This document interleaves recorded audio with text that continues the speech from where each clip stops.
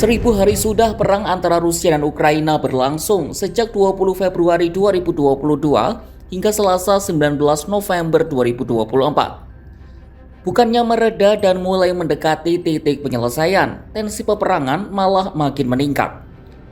Baik Rusia maupun Ukraina, keduanya sama-sama mendapat amunisi tambahan dalam peperangan. Gerak-gerik Amerika Serikat yang mengizinkan rudal mereka digunakan menyerang ke wilayah Rusia memancing Moskwa. Imbasnya, Presiden Rusia Vladimir Putin melonggarkan pembatasan penggunaan senjata pemusnah massal yang mereka miliki.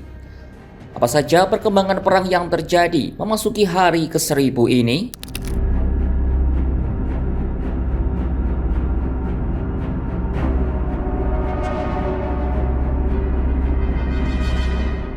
Selasa 19 November 2024, Presiden Rusia Vladimir Putin telah menyetujui perubahan terhadap doktrin nuklir Rusia. Doktrin baru ini semakin mempermudah Rusia untuk menggunakan senjata nuklir. Pembaruan doktrin nuklir ini sebenarnya sudah diusulkan sejak September 2024 lalu. Namun doktrin ini baru disahkan pada Selasa, bertepatan dengan 1000 hari berlangsungnya perang Rusia-Ukraina. Doktrin baru ini juga terbit hanya 1 hari usai Amerika Serikat mengizinkan Ukraina menembakkan rudal jarak jauh ATACMS ke wilayah Rusia.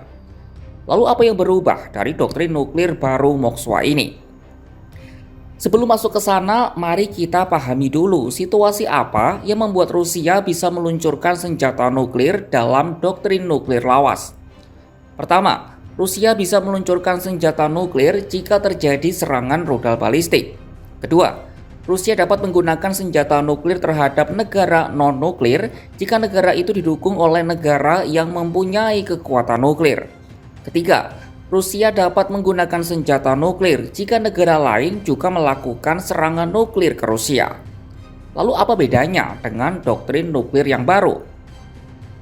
Dalam doktrin baru, Rusia bisa menggunakan senjata nuklir tidak hanya jika diserang menggunakan rudal balistik, tapi juga pesawat terbang, pesawat nirawak alias drone, dan wahana terbang lainnya.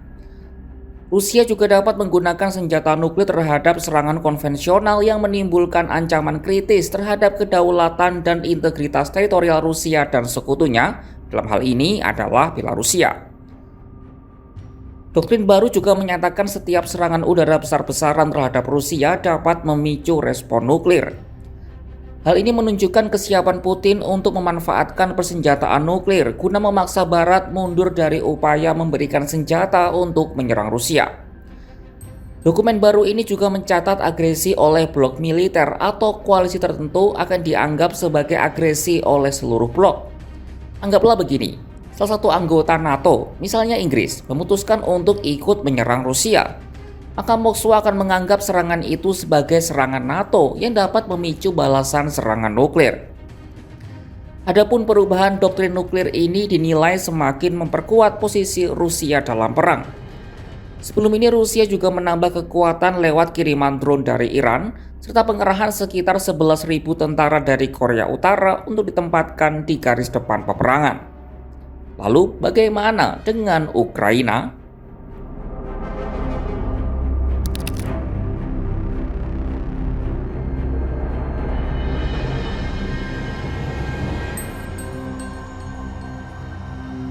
Ukraina tak mau kalah dengan Rusia dalam hal memperkuat militernya.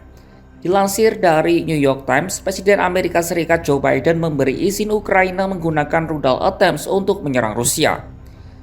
Keputusan ini menandai perubahan signifikan kebijakan Washington terkait perang ini. Selama 2 tahun pertama perang Rusia-Ukraina, Amerika melarang Ukraina menggunakan senjata pasokan AS untuk menyerang wilayah Rusia. Senjata-senjata itu hanya diperbolehkan untuk bertahan. Meski begitu, Presiden Ukraina Volodymyr Zelensky dalam pidatonya pada Minggu 17 November 2024 menyebut yang terpenting bukan izin, tapi jumlah rudal yang digunakan untuk menyerang Rusia. План посилення України – це план перемоги, який я представив партнерам. Одним з головних пунктів є далекобійність для нашої армії. Сьогодні багато в медіа говорять про те, що ми отримали дозвіл на відповідні дії. Але удари завдають не словами. Такі речі не анонсують.